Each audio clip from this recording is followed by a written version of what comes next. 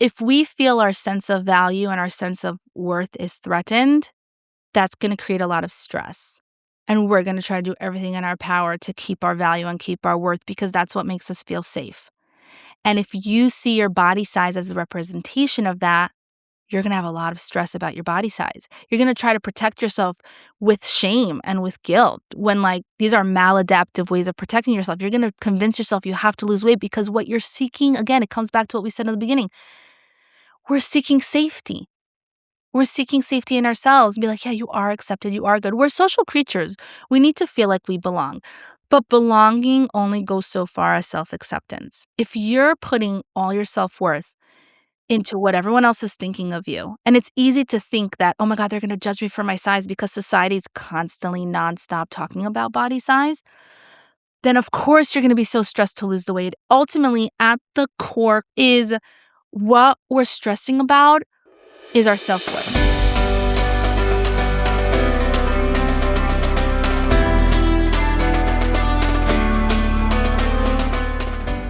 Hey, I'm Esther, and you are listening to On Your Own, the podcast for Jewish girls living away from home. Each week, we bring you an inspiring person or message to help you confidently navigate life on your own so you can achieve real growth and independence and take ownership of this foundational stage of your life. For additional resources, tips, and to stay up to date on future episodes, sign up for the On Your Own newsletter, linked below in the description. Looking forward to spending some time with you today. And now, to this week's episode.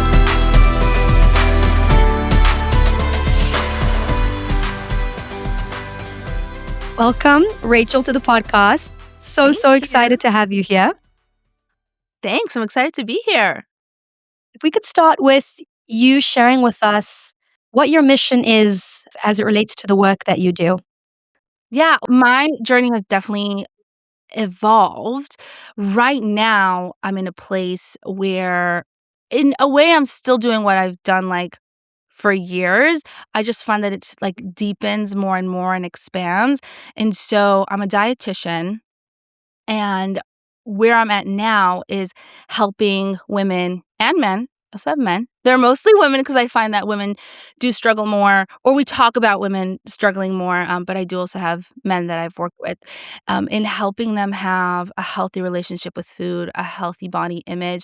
I feel like just that is so loaded. We can talk several podcasts on what that even means. But really, if I had to sum it up in one word, it's can we feel just normal with food? Can we feel good enough in our bodies? Right? Of course, we want to be healthy. I'm a dietitian. I care about nutrition. I got into it because I care about nutrition. I also got into it because I hated my body. And that whole journey, which I can share, brought me to a place where I do this work because I feel this so deeply because I am my client. My clients are who I was, obviously in their own way and their own lived experience. We're not the same person, but that's ultimately what I do as a dietitian. It goes so much far beyond just healthy eating or nutrition. Because if you're trying to eat healthy and implement nutrition, but it's coming from a place of I hate myself, or maybe it's not so strong, but it's I have to manipulate my size, and stress and guilt over what you're eating, which then is leading you to feel out of control and you're continuing to blame yourself, right? It's such a spiral. How is that healthy? And what is even the point, right? If I tell you, okay, here's how to eat healthy, right, here's a balanced meal plan. I mean, girl, you can Google that. You probably know the difference between an apple and a donut. My goal as a dietitian is really to get to the heart of the issue, of the food issues, of the body image issues, because when we uproot the issue at its core, living a healthy life becomes so much simpler, so much, I won't say easy, because I don't think living a healthy life is ever just effortless. We always need to put in an effort to care for ourselves mentally, physically, emotionally, but it's just not suffering. It's not stressful. It's not taking the life out of you, right? It's enhancing your life, and it's not complicated, and it just feels normal. So you have time to live, know how to eat well for your body, trust yourself, and then also go out and live your life and your bigger purpose and mission. And so that's what I do. And I have expanded that over the years. I started to get questions. I post a lot on Instagram Um, and I started to get questions from professionals like personal trainer, dietitian, therapist. Like they'd start to ask, like share these scenarios with their clients. What do I do? How do I help them? And so I realized there's a need to help other providers specifically with their intuitive eating. And we could talk about what intuitive eating is if anyone doesn't know. And there's also so many misconceptions about it. But in their intuitive eating and body image, counseling skills, because it is so much more than just give yourself permission to eat whatever you want. Like that's not working for a lot of people, right? Or just tell yourself affirmations that your body's good. That's not going to work if you have so many layers to that, right? And so I then expanded and offered other professionals counseling skills on it. And I feel like, yeah, as you've observed, it's continuously evolving. I think even in my own journey and counseling skills, like learning the nervous system and how that's layered in to emotional eating. And you're always, I think as long as you're alive, you're always learning more things and you're always evolving. And so that's kind of where I'm at now and what I'm doing. Oh my gosh, that's beautiful. The way you described, like, your mission, and you use these words like normal, that you should feel good enough, no more like stress and guilt when it comes to it, that health shouldn't come with suffering, which it does for a lot of us trying to Uh-huh. pursue health, and that it should be simple. That is that is what we're all looking for, I think, at the core of it, at the end of the day. Things have become so complicated, and when I speak to seminary girls, which I do a lot, they use this word normal a lot. I just wanna feel normal around food, and it just doesn't feel normal. Mhm. And then they look around, especially when you're in an environment where you're able to observe other people eating, and, like, why does it just seem simple for them and complicated for me? So this is huge. I'm so excited to get into it. Uh-huh. And I did wanna start with hearing from you about your experience leaving home for the first time and how that related to food for you, because I'm sure that can be relatable Oh, it for was a lot of our awful. listeners. It was so awful. I think about my year in Mm. seminary. I was in Sfa, but I was very much away from home and I was in Israel where like, the food, everything's like new and everything's kosher and it just feels so exciting. And I remember my year in Israel as incredible, life-changing. We did all these like trips and we traveled. And if I'm being so honest, I don't remember a Mm. thing that I learned. Like, we're supposed to be in class and I'm like, I don't even remember what we learned. I just know I was in class for hours. But it was just like a joyful, fun, transformative year in terms of who I was as a person.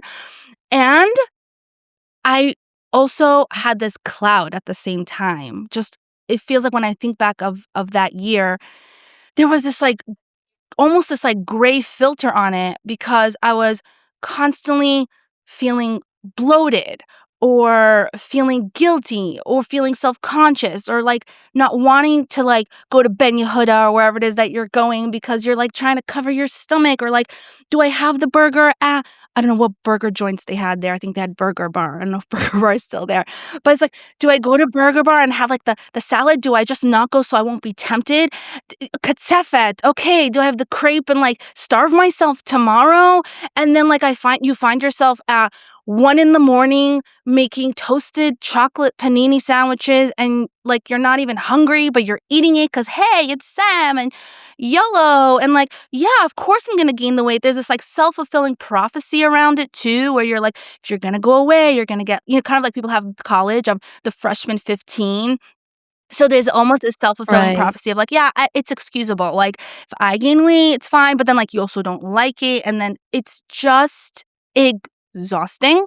And you're also not in your own kitchen. You don't have your own ingredients necessarily. You're dependent on what Sem gives you. And depending on your finances, can you always order in every day? And then you're tempted by all the delicious new foods. I don't know if you hear my exhaustion, but I'm just thinking about it of that year with food. It was so exciting. It was so fun. There was so much joy. I'm not going to say it was like a depressing, awful year, but I'm just thinking about how much more I could have enjoyed it if I wasn't feeling gross and awful and out of control with my body and with my food. And knowing what I know now, I know that if I had the knowledge and the skills that I have now that I teach to others, oh my gosh, that year would have been just pure joy.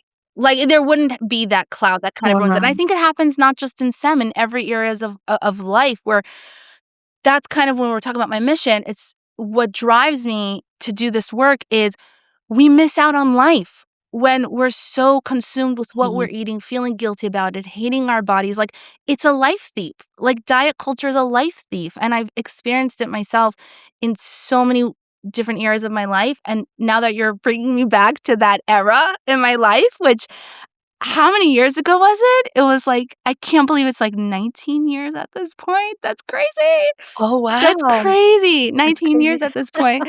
Um, the landscape has changed in STEM, but the struggles haven't, and I know that if I Hmm. with food, and I know that if I had the What do you skills mean now, by that? meaning the landscape of it in terms of the types of food might have changed. Where seminary is might have Mhm. changed. Like, the trends in style may have changed, right? Like, so many things have Mhm. changed. How the trips work, how the classes work, the conversations they're having. But what hasn't changed is the struggle with food. The fact is there's gonna be if you're living, Right. there's food, right? Wherever you go, there's gonna be new food. Wherever you're going someplace new, unless there's a SEM that is really incredible that, like, gives you your own kitchen, which, like, actually ours had our own kitchen, but they don't give you, they don't provide you food other than what they make, right? Right. So, a lot of the struggles are still the same even though it might be, like, a different generation. If anything, it might be worse Right. because the narratives now with social I didn't have social media, almost like I wanna say thank God, like, I didn't have social Mhm. media in STEM. So, I was getting Right. a lot of food rules, but, like, not at the rate that we get them today and not in the unrealistic level of body image and people filtering their bodies or showing their life in such a way where comparison is so much easier. So, if anything, I think actually it might even be harder now. Mm. If you were able to go back and speak to Rachel in seminary, and you'd be guiding her, and what you've described is so incredibly, incredibly common. I mean, I had a very similar experience just personally myself in seminary. The way you described it as a cloud was so accurate. It was a really good year, but there's like a bit of a gray filter that goes over it. I so relate to that. And I do sometimes wonder what it would have been like if that had been lifted and Mhm. how things would have been different. What would you share with her as like a practical first step towards getting to this place of normal and not feeling like I'm missing out on life? I'm really present in my life and just feeling calm around food. The first thing I would even check with her, and if we're talking specifically, like, about me, but I think it relates to a lot of people listening, is before I even give advice, I don't know if that version of me at that time would have been ready for my advice. There's definitely things that she would have been ready for, and I'll Hmm. share those things first because some things are harsher to hear, and when I Right. say harsher, I don't mean mean. They hit you in a place where it's like, I'm not even ready to go there. Because there are definitely, Hmm. I think, things that I know now that at that time I might not have been ready to go to fully heal my relationship. With food, that doesn't mean that every SEM girl's not ready, that was just me, but that's the first thing I would do to anyone who's listening. Like, are you actually in a place where you're ready to hear what it is you need to do to heal your relationship with food? Because some things will be easier and some things will be really even painful, right? Especially the body image piece and diving into body shame and body hate. Like, literally, like, I literally didn't like myself at some points. Like, I had so much shame about it, and it really hurt my self-esteem, right? And, like, where does that come from? And are you willing to do that work? And are you ready to, like, give up on some things, right? So that's the first thing I would say is I would probably have a conversation with her and, basically anyone who's listening here, like, "Are you ready? Have you reached your rock bottom?" Mm. Right? Like, how much longer are you gonna keep this going? This chaos, this food guilt, this stress, and for what? For what? What are you doing it all for? Is it worth it? You keep saying, I'm gonna talk as if I have someone who's saying this to me because this is just what I hear so often, is, the diet, if I just stuck to the diet, it would work, and then I would be thin or thinner or lose weight, and then I just feel more confident. I just be more happy. Right? How Esther, like, how, like, is this sounding familiar? Like, how often have you heard this?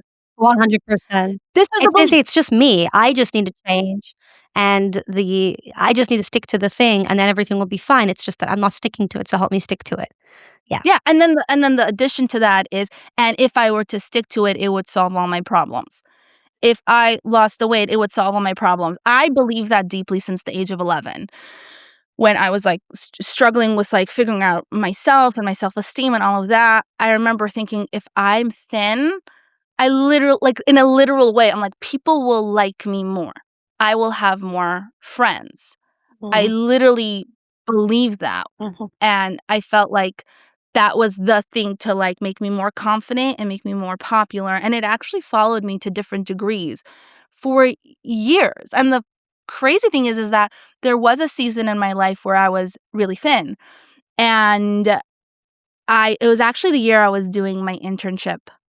I was probably the smallest I'd ever been, and I was so insecure in that year. In my internship, like, in so many mhm, different ways, and I remember thinking like, "Hey, you're in this body that you thought everything would, like, work out great, and yet you're still struggling with these different things. Clearly this is like something's up. This is, you know what I'm saying? Like we believe that a smaller body is going to give us so many things when really you're just trying to heal a wound that needs a different approach, right? You're trying to basically, you have this wound, let's say body image usually is you have this wound that needs like to be seen by a doctor and like cleaned out and stitched and it's painful and it's not good, but that's how it's going to heal effectively. But we don't want to do that. We're just like, you know, what? I'm just going to put a band-aid. Now I don't see it. I don't see the wound. I'm putting a band-aid. It's going to heal. If I just put enough band-aids, it will heal. Meanwhile, it's festering. It's getting infected. No amount of band-aids is going to do that healing. You have to remove the band-aid, look under, look deeper, do the cleaning, right? That's body image mhm, work. And that's kind of um that was that moment of a aha moment in that year where I was in the size that I thought everything would be perfect. And I was faced with different like insecurities that I'm like, my body size is not giving me the no, confidence that I thought it would, you know? But back to what we were saying in you have to first see that these diets are not working, right? And we could get into it mhm, of diets don't work. Like there's a lot of research on different ways and approaches to like live a healthy life and everyone can just try to convince you. You have to know how to read research, right? But there's so much research where someone could say this works and this doesn't work. And a lot of it is like maybe good research, but it's not like super solid strong research. A lot of it is like language that says this research suggests, this is linked to, this is associated. It's not like mhm, super solid. The number one research that is level A strong research is that diets don't work. And when I say diets, I mean in the context of intentional pursuit of weight loss. So we're not talking about weight loss that happens because you changed your behaviors and just you naturally lost weight, not because you were trying to lose weight, but as that default, which can happen to some people. We're talking about like, I'm going on a diet to lose weight. That does not work. Like, no, there's no argument here. It's like the strongest level of research. Yet somehow this research that's so strong, people don't know that. Like they're so convinced that no, if I have more willpower, because the marketing of dieting, it's the only product. Diets are the only product that fail and the consumer is blamed, meaning the person doing the diet is blamed, and the consumer mhm. believes it. Like you're literally being gaslit, right? You're being gaslit. It's your fault. It's not, and you're believing it. And there's so many physiological, like scientific reasons why, and if you want, we can get into it. But ultimately, bottom line, you need to, if I'm talking to someone who's just getting started, you first need to see that what you've been doing isn't working and it's not going to give you your solution. So can I say one thing about when you say diets don't work, in the short term, they do seem In the to short term, they work. do. If you Yeah. Yeah. So when you say they don't work, are Long you term. meaning Yeah. long Thank you for term, pointing and that out. how long term are we talking? Yes. Thank you for pointing it out. I'm talking about sustaining that weight loss. Like, let's say you lose weight by doing a diet. The percentage of people who keep the weight off long term when they've done it in an intentional pursuit is like less than 10%. 2 years out, 3 Wow. years later, right? And it's just like Mhm. endless yo-yoing. which if we're talking about health, that's not healthy. So many people will say, "Well, I'm doing it for my health." And then if we're just be really honest with yourself, right? Like, is it really about health? If it's really about health, let's focus on behaviors, right? Let's not like you're not going to shame and hate your Mhm. way to health. So that's the first thing I would say to Mhm. her is what you're doing working? Is it worth it? Is this really solving the problem that you have deep down? And assessing readiness. And if she's like willing to listen, then the next step that I would tell her, which by the way, this aha moment before I even became a dietitian, this next thing I'm going to share to start doing came to me as a aha moment after seminary. So when I got home from sem, Mm. I did gain weight because I was eating chaotically and just like I shared before, it was not healthy eating behaviors for me, right? Not to say that everyone at a higher weight is automatically healthy because we could all eat exactly the same and look differently. But for me, my weight gain did come from unhealthy behaviors. And when I came back, naturally, I was like, okay, I need to lose this weight. And I just could say Hashem gave me this download. I realized the second I think of the word diet, I want to just eat everything. Later, I would learn as a dietitian that there's a scientific reason for that. Like literally, your chemistry in your body will change to drive you to overeat and binge eat when you're in this diet mentality. But back then, I didn't know that. I just had this awareness of like my body just wants everything when I think about that. So the first thing I did was like, I'm not counting calories. I'm not on a diet. I still wasn't on Mm. a diet, but but the first steps, right? This is step by step. I'm not on a diet. I'm just gonna eat when I'm hungry and stop when I'm full. And that definitely was helpful because my body was getting enough to eat. I started listening to my cues. I started eating when I'm hungry. That is the number one thing you want to do if you're feeling chaotic and out of control with food. You need to make sure that you're eating enough and eating consistently and getting in touch with your food. Because if you're skipping meals, if you're trying to eat like 1,200 calories and under eat, you are literally awakening the survival mechanisms in your body to get you to eat. Because what is food? Food, on a very basic level, is energy, which keeps us alive. We need food to survive. Think about what would happen if we never had an appetite, if we never ate. I mean, that's anorexia. People die from that. And so our bodies are doing all this to get us to eat. Now, if you skip meals or are under eating, your body's getting the message that it's not getting enough energy. And so it starts to increase its hunger hormone called ghrelin. Ghrelin then goes to your brain in an area of the brain called the hypothalamus. The hypothalamus in your brain, think of it as the control room system, the thermostat to your body. It tries to keep your body in balance. For example, if you're cold, you're going to start shivering. If you're hot, you're going to start sweating, right? Different things that it tries to keep in balance. And it does the same with energy intake, with what you're eating, with getting you to eat enough, with your blood sugars. And so the longer you go without eating, let's say you ate breakfast at 8 and it's 1 o'clock, that's way too long, right? That's like 5 hours of not eating. You've utilized the energy from your breakfast ages ago.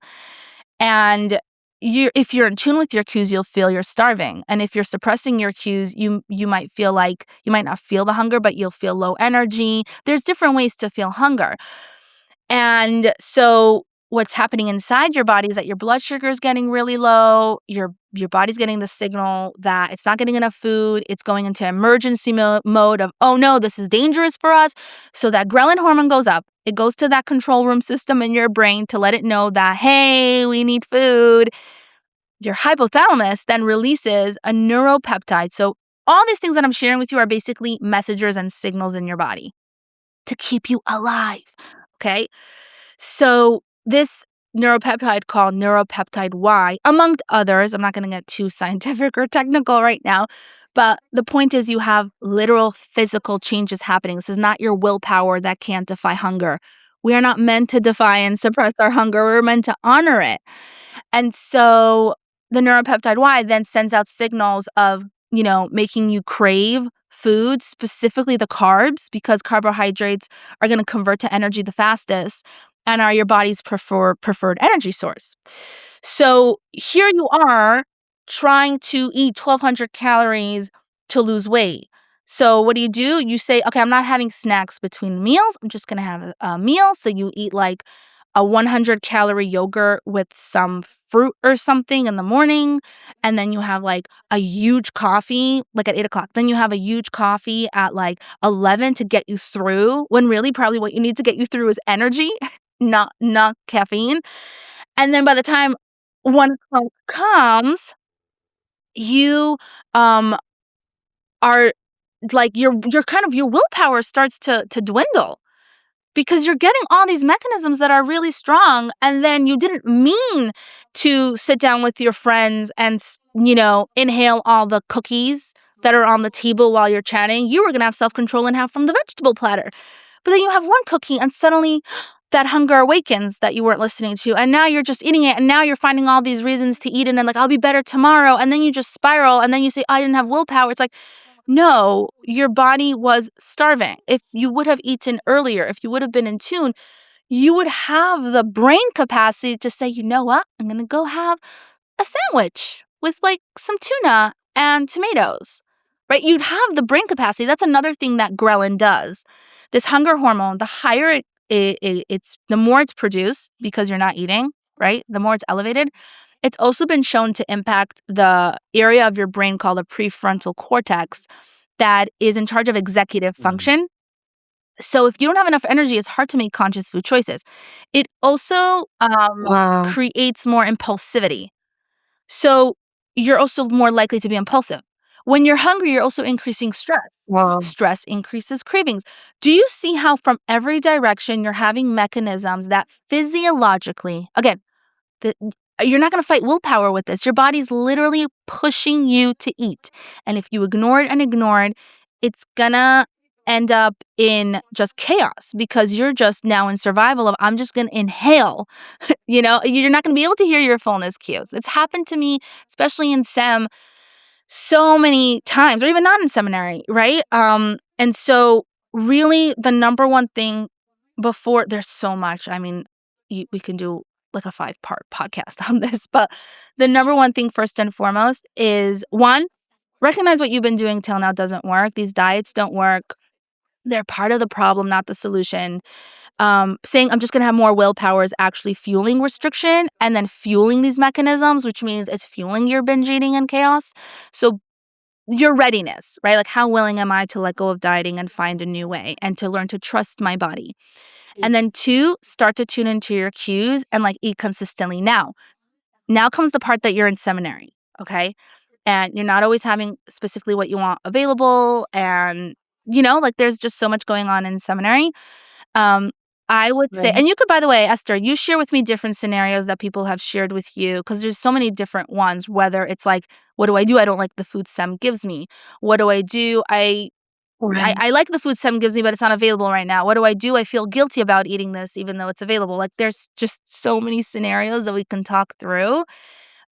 Ultimately, each one does need to be discussed to get you to eat enough. Because so often what I will hear the advice is, which is correct advice, eat consistently, eat enough, right? I'll have a client who I'll see they're not eating enough, and, like, let's say they're eating lunch and they're eating nothing till dinner, and then they're like, I feel out of control at dinner. It's like, of course, because you're not eating anything from lunch to dinner.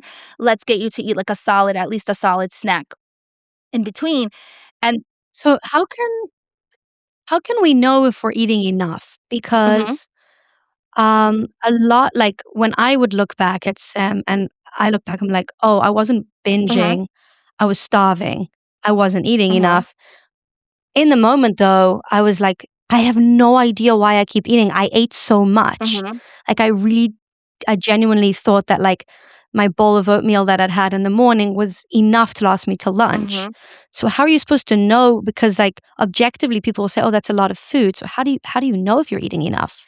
Well, you just gave one really good signal, and this relates also to what I was just saying with my client in that she ate lunch and thought it should last her till dinner at 6. Her lunch was, like, at 12:01, and then Right. she would just start overeating and feeling out of control at 6, which is basically what you just said, where you'd eat a oatmeal at 8, and Mm. then you thought it was enough till lunch. What time was lunch usually for you?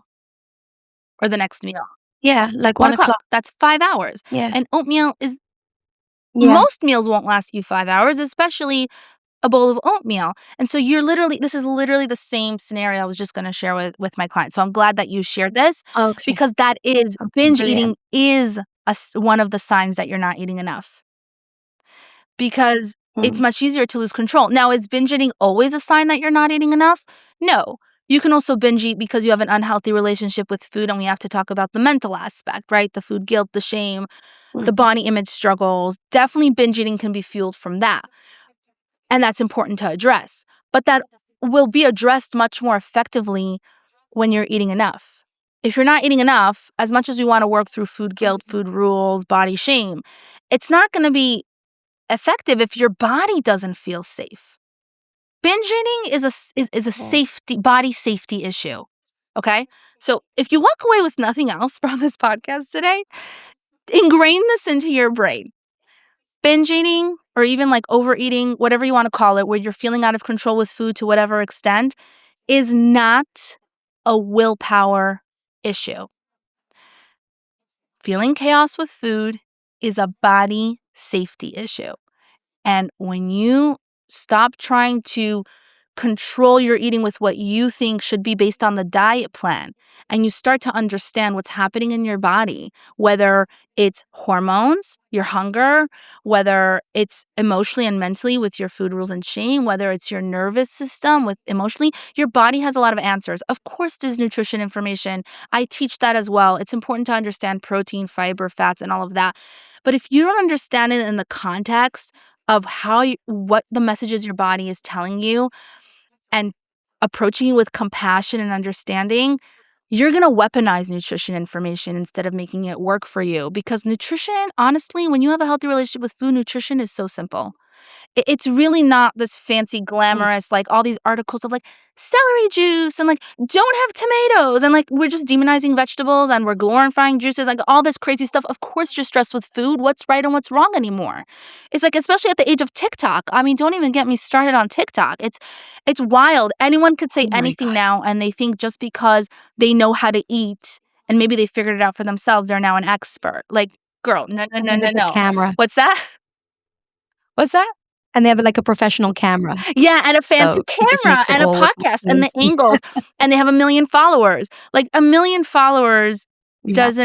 it makes you popular. It doesn't make you credible, you know? Mm. So what you need to do is stop judging yourself and believing something's wrong with you, because I know that I have for years. I mean, I started going to college when my first year was when I was 21. So definitely until I was 21, from 11 to 21, that's 10 years. I really thought I was weak. I was like basically, not strong enough. I was a failure. Like other people can do it. That comparison that you shared in the end, like how is it so much easier for other people and not for me, which by the way is not true. You don't even know how many people are struggling and you just don't see it. You don't know what it's costing her to eat perfect. I mean, eating perfect in general, I call that an eating disorder, right? Like if you're striving to eat perfect, I'm not that I'm diagnosing anyone. Like if you're eating great and everything good, but the concept of perfectionism in food is what you see in eating disorders. Right? That's not a reality. I literally talked about that today on my Instagram, where I was stuck. I thought I'd be home earlier from dropping off my kids, and I was like, okay, I need to stop somewhere, and I was getting hungry, and I knew I wasn't going to be home for at least another 20 minutes, and just that 20 minutes I knew is going to send me over the edge of just being starving. And usually I'm really good about taking snacks. Okay, that's the thing I was getting to. Like, make sure you have options available, snacks available, right? Eating consistently. But in this moment, the dietitian who preaches having snacks available didn't have her snack available, right? Because I'm a human. Like, life happens.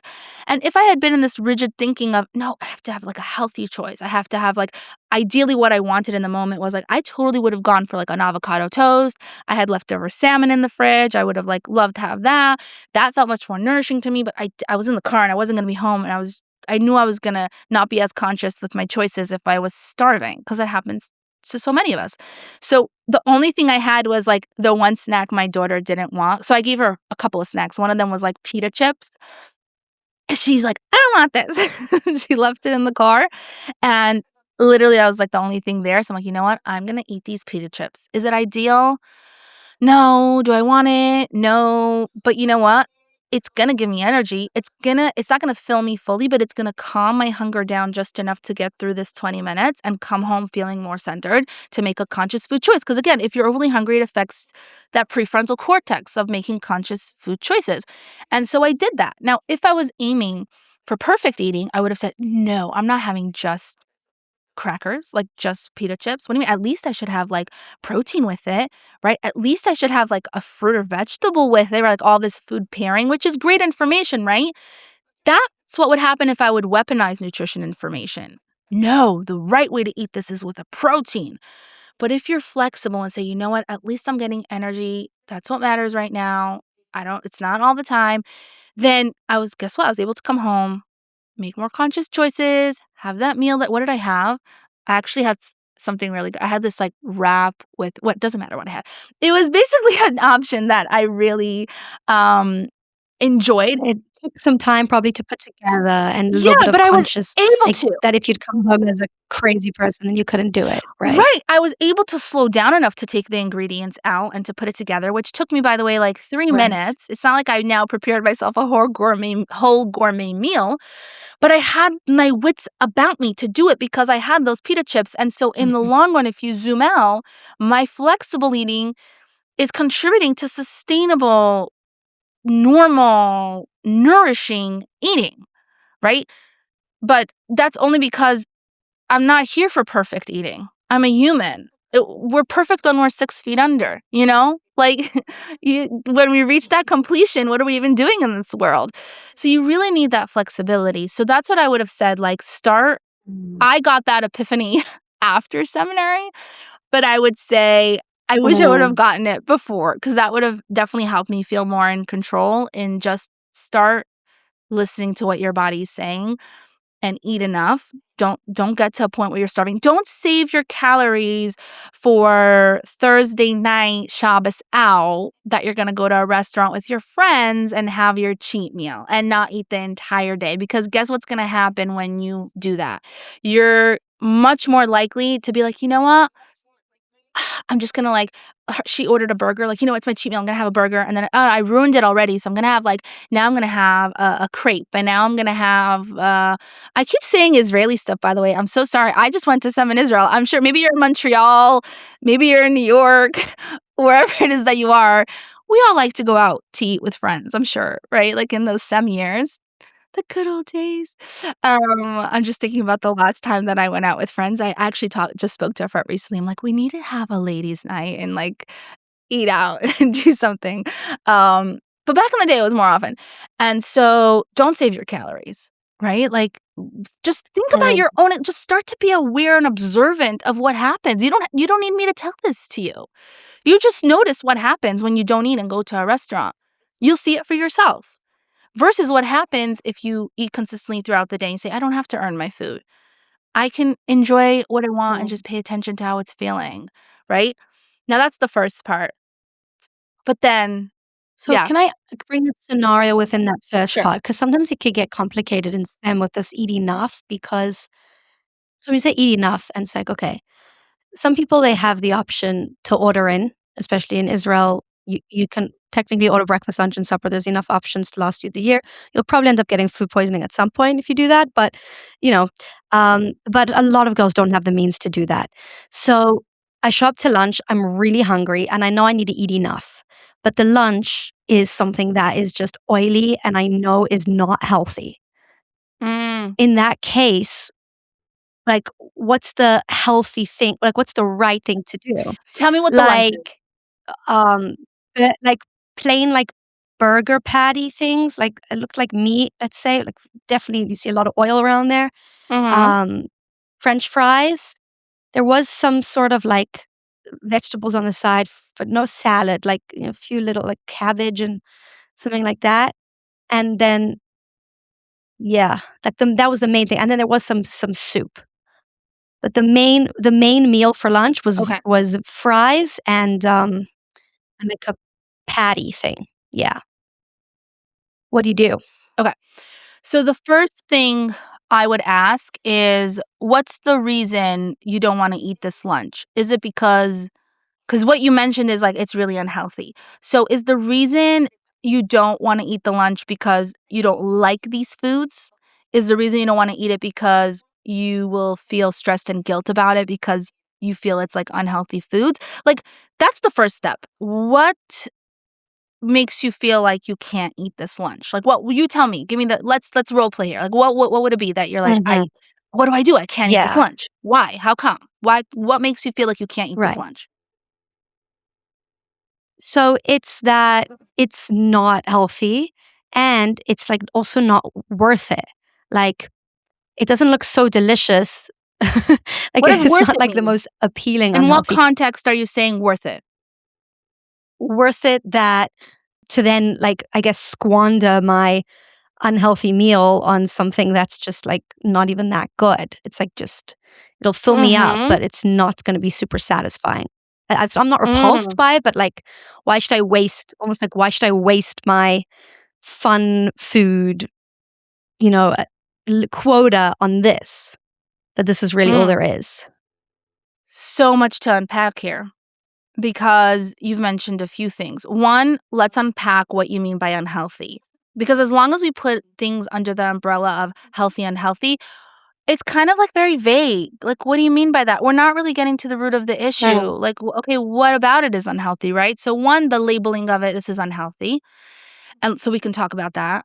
And then okay. the other part of it is, like, squander. Like, "Ugh, it's not worth it." What I'm hearing is I only have a limited amount of this that I can have, like, I need to earn it, right? There's a restricted mindset Mm, around that where yeah. it's like, I can't always have something fun, like, I really have to earn it. And so that's what I would do. I would unpack that. Okay, well, walk me through what's unhealthy. Which part of it, by the way, is stressing you the most? Because 'Cause I'm betting the vegetable is not the one that's stressing you. So, which The one? French fries? Okay. Yeah, the only carb that was there were French fries, which looked very oily.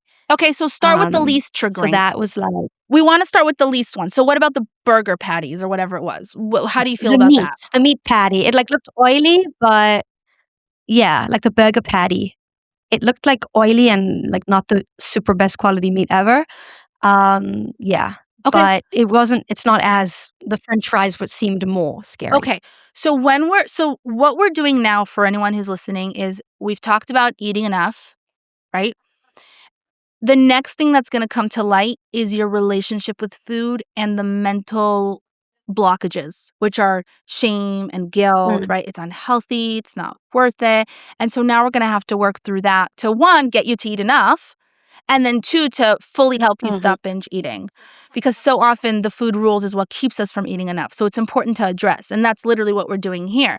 So if you had an alternative lunch option that you feel good with and is nourishing, that would be like the ideal solution, right? But we're talking about a situation where you're presented with lunch, you're hungry, there aren't other options. You can't go to the store and buy something, or you don't have time to go to the store or buy something, or you didn't prepare something ahead of time. You don't have time to go to your apartment. The point is, this lunch is what's available, correct? Is that the scenario we're talking about? What do you do? right. Okay. So now, bottom line is, let's go back to my pita chips situation. You need to eat, and it's better something than nothing. But I also don't want you to feel guilty and stressed for, like, maybe reasons that are completely unfounded, right? So let's talk through it. One, you have a signal of, like, I feel guilty about eating this food. That's a sign that there's a food rule there. Now let's unpack it if there's truth to it or not. So and you always want to go with, like, make things easier for yourself. You don't have to go with the most triggering food. So if French fries stress you out more than, like, the patties, start with the patties, okay? And build your way up. Okay. So let's start with the patties, right? Okay, so there's oil around it, doesn't look like good quality meat, like it's unhealthy. Walk me through, like, okay, what is unhealthy about it? Like, we need to get specific here. What is unhealthy about it? Mm, that it looks like maybe processed and, like, too much oil, and the oil is, like, not olive oil. It's probably some sort of soy oil, and those are really unhealthy and It's fried or it's just oil that came out of the patty when it was cooked? like burgers, yeah, like Okay. oily burgers. So it's not fried. It's probably just baked and the fat No. from the burger came out. Possible, yeah. Okay. Now what do you mean by processed? Like, what in what way processed? Like, do you have the packaging to know what's in it, or are you just assuming that it's, like, No. processed? Just assuming that it's, like, not an artisan, homemade, made with love burger patty because they're putting out a ton of them for a lot of girls. Okay. Commercial, I guess you could say. Okay. So what's commercial? Okay. So now let's go we still wanna dig a little deeper. So you started off with like, "Ugh, those burger patties looked unhealthy. Why are they unhealthy?" Well, they're just surrounded by a lot of oil and they look processed. You still gave me descriptors, not the actual problem with that. So the what's the problem with that? Like, if it's surrounded by oil and it's processed, then what's the problem? What's gonna happen? It's the way I'm Go going with back. I'm whatever taking comes up time for to you. answer the questions because 'cause I'm trying to go back. Yeah. Yeah, yeah, I'll just say whatever comes up. That it's almost, like, gonna drown out the benefit of that I'm having protein because it's, like, all this unhealthy stuff going in with it that, like, even if I'm getting meat, which I wouldn't have an issue with, Right, so how is it drowning it out? What's it doing to your body that's, like, problematic? it's just, like, putting a lot of oil in it, and that's not healthy. Yeah, what's gonna happen with this oil in your body that's unhealthy? It's gonna I really used to believe this, that it's gonna just, like, come out through my face in Like pimples? pimples or, like, yeah, Okay. and it's gonna turn into fat, and it's gonna make me gain weight. Mm, okay. So if I eat the burger anything else, by the way? So I have 2 we got down to 2 things. 1, if I eat the burger patty, it's gonna make me get it's unhealthy because it's gonna make me get pimples, and then it's gonna make me gain weight. Anything else that you wanna add Mhm. to that that makes it unhealthy? Um, yeah, it's just, like, not good for my body. Yeah, in what ways though? Because we talked about pimp yeah, are we talking about heart health? Like, what are we talking about? Yeah, I guess I wouldn't know enough to know what exactly. So, yeah, I would say if we're specific, those are the specific ones. The other one's more vague, like the oil's gonna just, like, sit around in my body and do all sorts of damage. I wouldn't know what, Mhm. though. Okay. So and I didn't ask you these questions because I'm like, "I don't know, tell me." The reason I ask these questions is because in order for you to have a healthy relationship with food, you need to really get to the bottom of what's stressing it. And just saying, "Oh, I don't wanna have it because it's unhealthy," and then combating that with saying, "Well, to have a healthy relationship with food, you should say, 'No, it's fine, I can have it.'" That's not gonna work because your Mm, stress isn't really about healthy, not healthy. It's about what that means for you, and until you know what that means, you can't actually address it. mm, So now we went from, like, "Ugh, I don't know if I should have the burger patties, the meat patties because they're unhealthy," which is like, okay, what how do we target that? Versus, I don't know if I should have the meat patties because it's gonna make me get pimples and it's gonna make me gain weight. And I don't even know what it's gonna do to my body, but I know it's just gonna do a whole bunch of unhealthy things inside of it. So now we have 3 mhm, different conversations to have, right? And to unpack them and say, okay, where's the truth in it? Because once you understand if it's true or not true, you could take a step forward in saying, okay, how do I want to nourish mm, myself? Right. And so, for example, acne, that may be true for certain people, right? Because different people process fats differently. So I'm not, that's based on like personal experience. Like when you eat, that's more to look at your personal experience rather than to say, yes, it's true, not true. Like have you had experience where you had a burger patty and then you get pimples solely from a burger patty? no. No. Okay. So there goes But that. it's more just, like, gives us feeling of, like I think it's because of the belief that it does Mhm. give pimples that I start to, like, feel almost, like, oily on my face. Yeah, because what we think creates a really physical experience, but at the end of the day, for you, if we're looking at the evidence, yes, I'm not saying that certain fats and certain foods could make someone get pimples depending on their body's hormones and biology, but we have to look at you, right? You don't get pimples from Mhm. eating a meat patty. Like, they just don't come up on your face. That's just solid evidence that's not the case for you. That's one. Okay, we talked Mhm. about that, right? The next one is it's gonna make me gain weight. How? Can you Mhm. walk me through how a burger patty puts turns to fat and goes to your hips? Um, you kind of feel, like, heavy after you eat it. You almost, like, feel already like you've gained weight, like, just heavier and more sluggish um, like, when you maybe from other people, you hear that they ate so much of that and then ended up gaining weight. Well, one, other people. Yeah. Yeah, other people is other people, it's not you. But let's go into what you just said and, like, I Right. feel sluggish and bloated. Feeling sluggish and bloated is Yeah. not the same as actually having your body be bigger, right?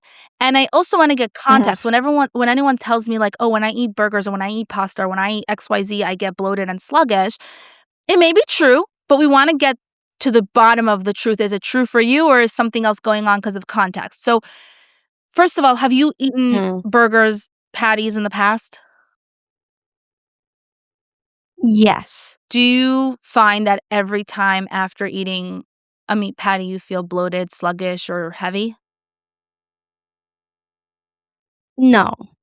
Okay, Especially not if it doesn't like, if it's not presented the way it was presented in SEM. okay. Like, if it's presented in a nice, different environment, it doesn't Yeah, feel as triggering. some of it is psychological. That's what I'm saying. It's like you're looking at the oil swimming around it. That's because when you're Mhm. served it in a restaurant or when you're served it at home, you take it out of the oily pan. So it doesn't change the Right. actual burger though. Also in seminary, you're taking it out of the pan. You're not actually taking the spoon and being like, let me have like a quarter cup of the oil drippings from the pan. Like, no, you're taking the burger out, but psychologically it's stressing you out and like giving you these feelings when Right. really in reality, you can eat the burger patty with the vegetables and like you will feel fine. But the psychology of it is making you feel stressed. And then ultimately, it's also like you're not a telling like many people can't actually tell you how something causes weight gain. They don't know the mechanisms of it. They just Mhm. think about how many things you're just willfully believing people without actually knowing how it's working. Like it doesn't work that way. You don't just eat a burger and then it reaches your stomach and your stomach is like, "Oh, burger, go to the like hips department." Like it doesn't, right? Like it doesn't work that way, right? Your Right. body, it takes the protein and it breaks it down and it goes to the enzymes and to the muscles and to, all these things. And in terms of whether someone will gain weight from it or not, that's less to do with the patty and more to do with well, so many things. One, the context in how you're eating it. Like if someone's continuously overeating and you're having like a burger with fries and then like later that day you're having pizza and then tomorrow you're having chocolate and then you're overeating, then that's just overall energy storage that's going to be stored as fat. But I think beyond that, what this is highlighting is that what the hum under so much of the food stress, if you boil down every food rule and why you're stressed to eat it. And I'll ask you this, like when you Mhm. think about every food rule that you're stressed to eat, right? Of course, I'm not saying there aren't truths to the fact that certain foods will impact your heart health and your blood sugar and all of this in different ways, but so much of it is context. Like for example, they'll say like, "Oh my god, don't eat pasta. It's like so much carbs, bad for your sugars, all of that." But at the end of the day, it's like, okay, but the way your body absorbs the carbs changes completely when you have it with like protein or with fiber, right? The context and Mm. how you eat the food chemically will make a difference to how it affects your body. But that's a whole other conversation in a moment. But my point is that when you think about all these things for yourself that you had in the past of things that you're stressed to eat, how many of them, like, where do they all boil down to? If you had to choose one common denominator of foods that you feel guilty or stressed eating, what would it be? Or that you hear people saying? Um, I'm trying to think back because I'm trying to think back or trying to think from I think sugar, Okay, so what are they stressed out about which the is sugar? not the burger Yeah, patty. no, we have a whole other food rule, so But walk me I through think that. sugar is Let's go yeah, with it. Like, okay, yeah. so what are you So, stressed about sugar? sugar for What's sure. gonna happen if you have sugar? Sugar is going to make me I won't be able to stop eating it if I start. Mhm. It's going to make me fat. It's going to give me pimples. Mhm. It's going to mean that if I'm eating the sugar, I'm also gonna end up eating things like the burger patties because now I have Mhm. And what's gonna happen? What's gonna happen if you also eat the burger patties? then I'm gonna gain even more Mhm. weight, be even more out of control, feel gross, um, feel sluggish. I want you to notice something. I want you to notice something. There's a lot to unpack here because in every food rule, there's some truth to it, right? So let's say, for example, sugar is going to make me have more cravings. Again, context. How are you eating the sugar?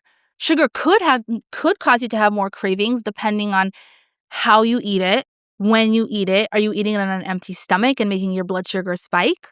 Are you feeling guilty about it? Because guilt is gonna fuel that stress to eat more. Are you not having enough nourishing, Mm, nutrient-dense foods? There's truth to everything, but the one thing I wanna highlight in everything you just shared, there can be different rules for sugar and for meat and all that, but the common thread that I have heard is ultimately, bottom line, it's gonna make me gain weight.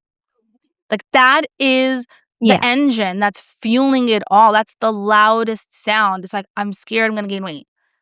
We have to ask ourselves, what makes us yeah. so petrified to gain weight? I'm not talking about gaining, like, 100 pounds or whatever it is. I'm saying, let's even go the route of, like, what makes us so petrified to, like, not lose 10 pounds. I'm not even gonna go the bigger numbers because I want people to understand this Mhm, in, like, every context where where did this stress and fear and stress around our bodies and size, like, where's that all coming from? Has anyone taken a moment to, like, question that? Because this is literally fueling all of your food issues when food is really not that complicated, and this is why body image conversations and body image healing is, like, intertwined. Like, you're gonna have to do that if you wanna have a healthy relationship mm, with food. They come together because it's literally, food issues not all the time, depends on the person, but often for most people start with body image issues. mhm. That's definitely true for me, yeah. That it's the fear of gaining weight. If I was promised, like Hashem came down and said, "I guarantee that this meal is not going to make you gain weight," I would just go for it. Mhm, and oh, 1 second. If it were, a meal of what's your favorite dessert? Sugary dessert. What's your favorite sugary dessert? Cheese blintzes. Cheese blintzes, okay. And what's, like, a meal that you feel, like, guilty or stressed or worried eating? Do it milchik because we have to eat it together. Uh, a milky meal would be like pasta, pizza. No, definitely pizza Pizza. because it's the oily and the everything. Yeah. Okay. If Hashem is promising you that you are eating this pizza and blintzes and not putting on a single ounce, are you now thinking this is unhealthy or Um, stressed about it? Like, are you eating it thinking like maybe, this is but unhealthy it or doesn't stress me out. yeah, yeah, Nah, yeah, yeah. nah, it's like, okay, because I know I'll be fine. Mhm. What do you mean fine? You'll know you'll be fine. What does that mean? I won't gain weight. Mhm. Notice that you didn't say, "I know I'll be fine because my health will stay intact." Because before you said, "Oh, I know Yeah. pizza and blintzes is not, like, the most nutritious meal, but, like, I know I'll be fine." But if it's about health and it's not so nutritious, then what is it that's making you feel like, "Oh, yeah, I'm fine." Suddenly we don't care so much about The weight health, gain. Yeah, right? And it's yeah, being honest with ourselves. Right, no, it's great that you're sharing all this. I think it's and by the way, I wanna say thank you yeah, yeah. because you're sharing your own stuff and that's, not always Yeah, easy. yeah. No, so I'll be honest, I'm going back. Like, I went through a whole intuitive eating Mhm. journey, Baruch Hashem, and, but so I'm going back to I'm sharing, like, What it used to be for you. what was for me when I was in STEM, what it used to be, but, I remember it was so many years and so strong that, like, Mhm. I remember it very Yeah, so easily. you're in a good Yeah. place now, but you're kind of role playing from before, which you're doing a really good job, I gotta say. Yeah, You're yeah. doing a really good job Thank because this is you. literally the Going to acting. conversations I'll have. Obviously, we're on a podcast now, so it's not exactly how we would work through because there's a Right. process to it. But all of this is to highlight that if you're struggling in your relationship with food, really give a thought as to what's fueling it. And for most people, it's stress around their body size, which then comes from where? Now Yeah. we have to, it's peeling back layers. It's like, okay, what is Mm, so right. important to like lose weight? Like what makes it so urgent? Everything. Yeah, what? What would that be? Everything. Like, everything depends on it. What depends on it? Like, the fact that I won't look good, Mhm. people will stop complimenting me for being the one who was able to keep it together and Mhm. zen. Um, that I'll lose the praise I got for the body that I had and for the image I put up of being the healthy one. Mhm. People won't like me as much. I'll be out of control in, like, every area of my Mhm. life. Um, People will talk behind my back and mention it and notice it. Like, everything. Yeah. Basically, my life will fall apart if I gain weight. You shared so Everything many will be relatable things, and destroyed. I wanna go one step further in all these things you shared.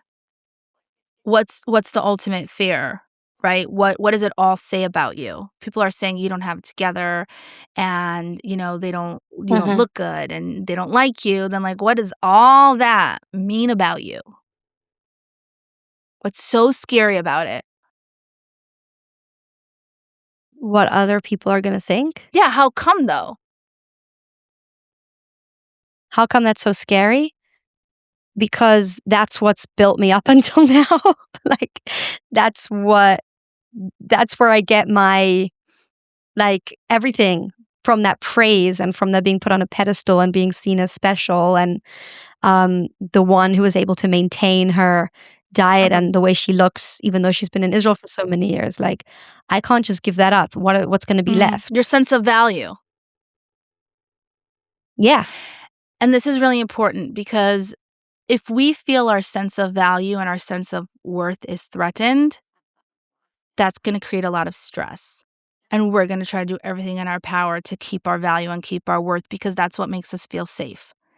And if you see your body size as a representation of that, you're going to have a lot of stress about your body size. You're going to try to protect yourself with shame and with guilt when, like, these are maladaptive ways of protecting yourself. You're going to convince yourself you have to lose weight because what you're seeking, again, it comes back to what we said in the beginning.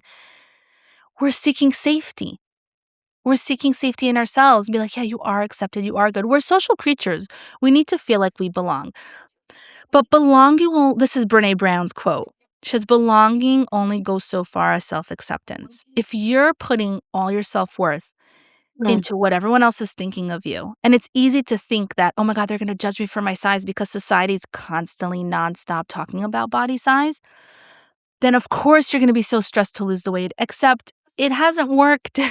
It's not working. It's making things worse. If anything, dieting is a predictor of long-term weight gain.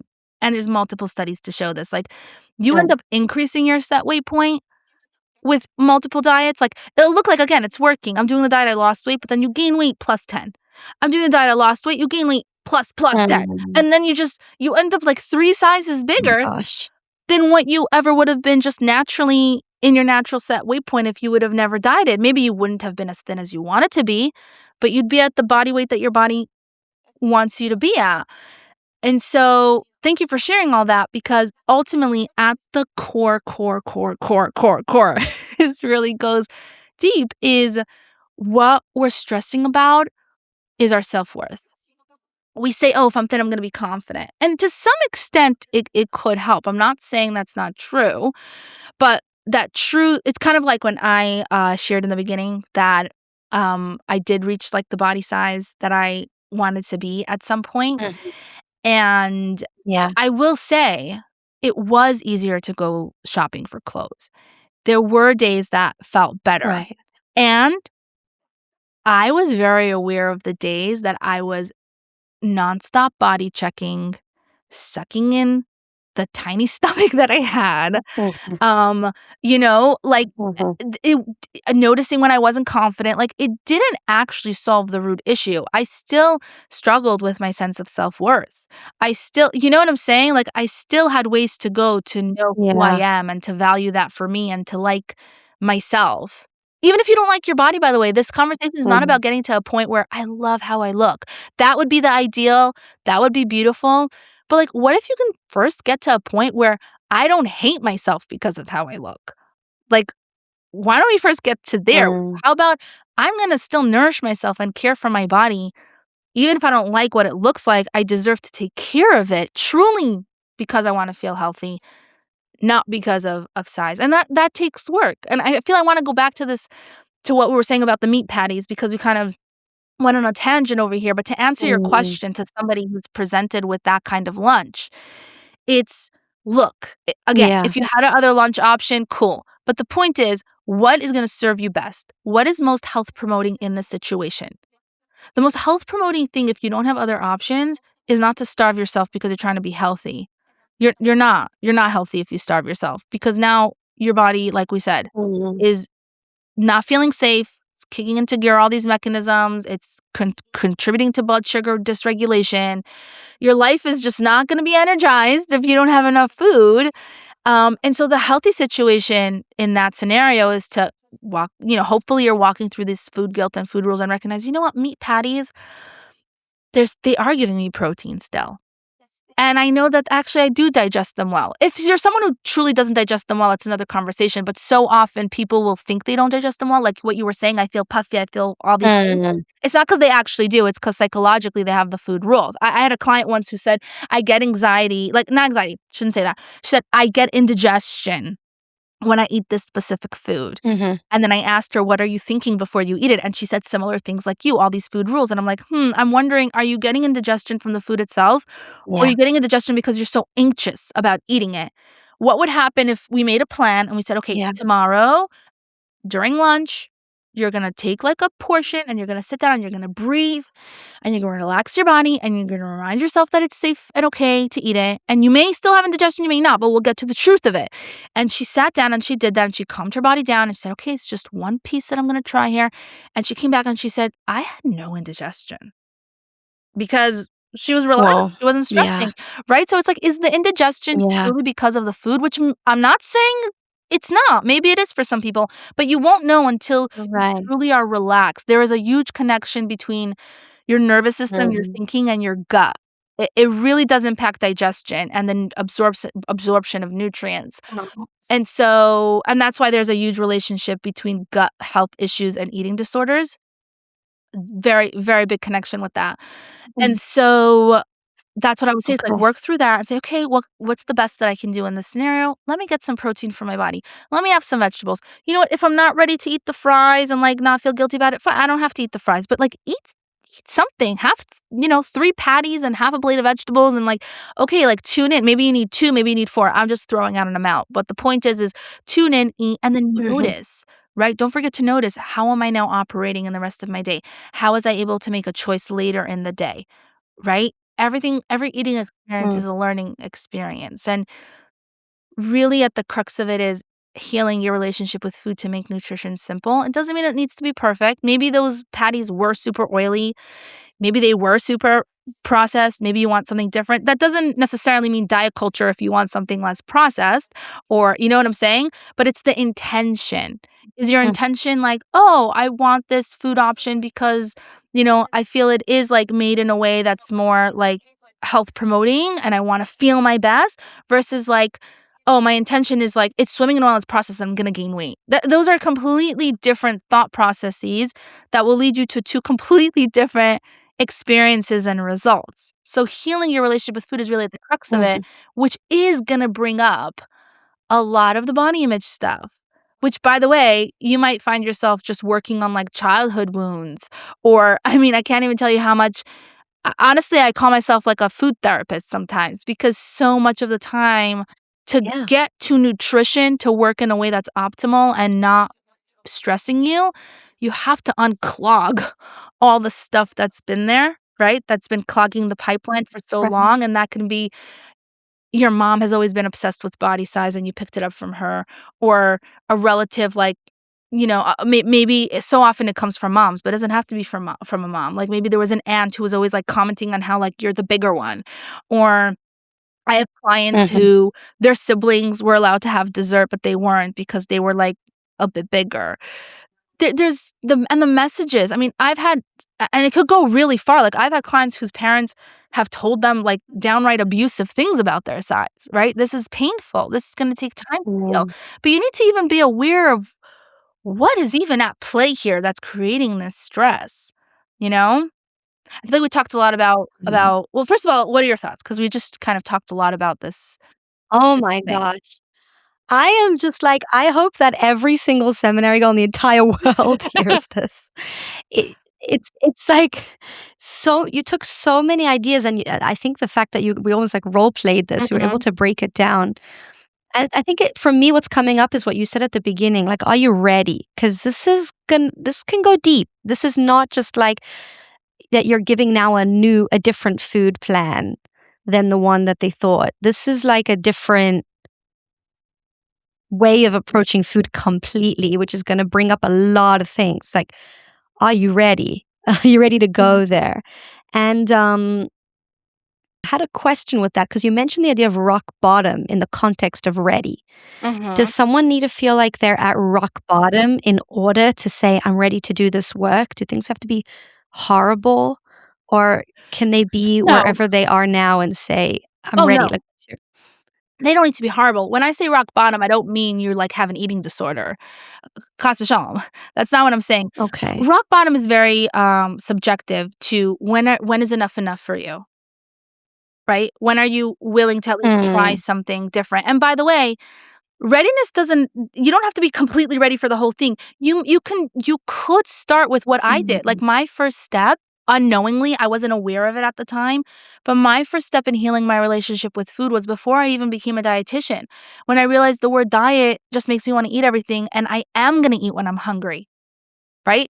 That was my first step. mhm, mhm. My journey to getting there, Breaking it right, down. like, and because, it could come in phases. I'm not saying, like, "Oh, if you're not ready, then just keep your diets." Like, no, and you know what? Even readiness, I feel, Mm, is not the right word. I think willingness is a better one. Like, are you willing to explore? willingness. Maybe for Okay. you that means, like, I'm gonna learn more about this approach, right? I'm gonna listen to podcasts. I also have a podcast, by the way, it's called More Than What You Eat, and I have, like, over 125 episodes, Highly recommend. all free, that talk about that deep dive way more than what we could have done here, right? Whether it's, like, how to make peace with food Mm. or how to heal body image or nutrition without dieting. Like, there's so much. I can give you the link, Esther, if you want to share it. Yes, So absolutely. yeah, so it could be Absolutely. even just starting to listen to new concepts, starting to internalize it. It could be just starting to pay attention to your hunger cues. It's like following maybe accounts, like Instagram accounts of people in all body sizes, right? Exposing yourself to the reality that there are people who are all sizes, not just thin, who are living a vibrant, incredible, beautiful life. You will find the evidence that you look for. If you're going to look for evidence of how you know, only thin people are successful and like bigger people are judged and all of that. The world is full of judgmental people. You'll find that truth in anything, in parenting and food and body size. Like, that's just the world we live in. So you get to choose what you're going to seek evidence for and the narrative you're going to live your life as, right? And so you can also find the evidence of people who are in bigger bodies, who have beautiful relationships and children and success and confidence. I mean, and are strong. And you know how many accounts there are of people who are in much bigger bodies who are running marathons and lifting weights. Like, you have so much of life available to you, not just when you're thin, right? And look for that, right? Diversify what you're taking in. Maybe that's your first step, right? Everyone has their first step. You absolutely don't need to take everything on at once. It's definitely a journey. I know we covered a lot on like the process of how to, have a healthier relationship with food and body peace and all of that. But I do have a free guide that if you'd like it, I'll give it to you Oh, as well, yay. Esther, if that's okay. That Thank you. Yes. it walks you, yeah, what we talked about here, it kind of puts it more into like a comprehensive step-by-step guide. It's called 3 Steps to Stop Feeling Out of Control with Amazing. Food. And then there's also like a body image Oh, guide if you amazing. wanna do more on the body image aspect. I have a whole bunch of guides that like you can check out and also my website, rachelgoodnutrition.com. But the point is that what I'm trying to highlight here is that you can choose what aspect to kind of start with. You can start with body image, right? You can start with listening to podcasts. You can start with listening to your hunger. You could start with just rejecting the notion that dieting is something you want to do, right? So there's so many different ways and places to start. I hope absolutely I was not like discouraging you at all to be like you have to hit rock bottom to then take on everything. That's just not how it works in every area of life. You just need to know I'm done.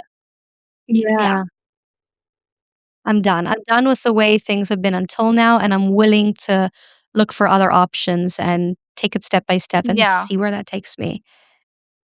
Yeah. And hope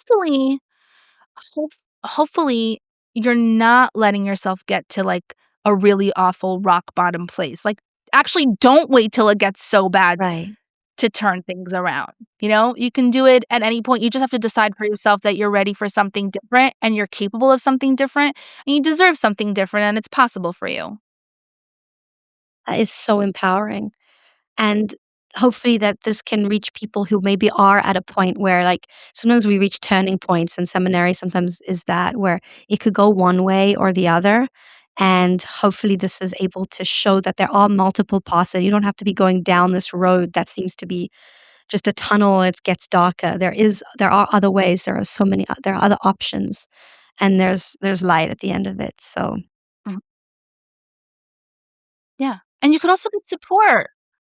by the way, yes, thank you for saying that, because sometimes this work, as you said, can bring up a lot of things, and so getting support is very, very recommended. I did that. I've tried to do it myself, this process, and Mhm. I went crazy. And I worked with someone, and it really did help Yeah, it could to feel just challenging. personalize it as well. So, wow. Rachel, thank you so much. This has been absolutely incredible. And I cannot wait. I cannot wait for every one of my listeners to be able to really hear this and integrate it, please God, in the way that works for them. So thank you. Thank you. Thanks so much for having me. Thank you for listening to this week's episode of On Your Own.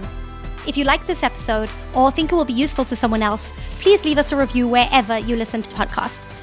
I would love to connect with you. If you've got any questions, feedback, or ideas for future episodes, you can email me at onyourownpodcast@gmail.com. See you next week, and in the meantime, happy adulting.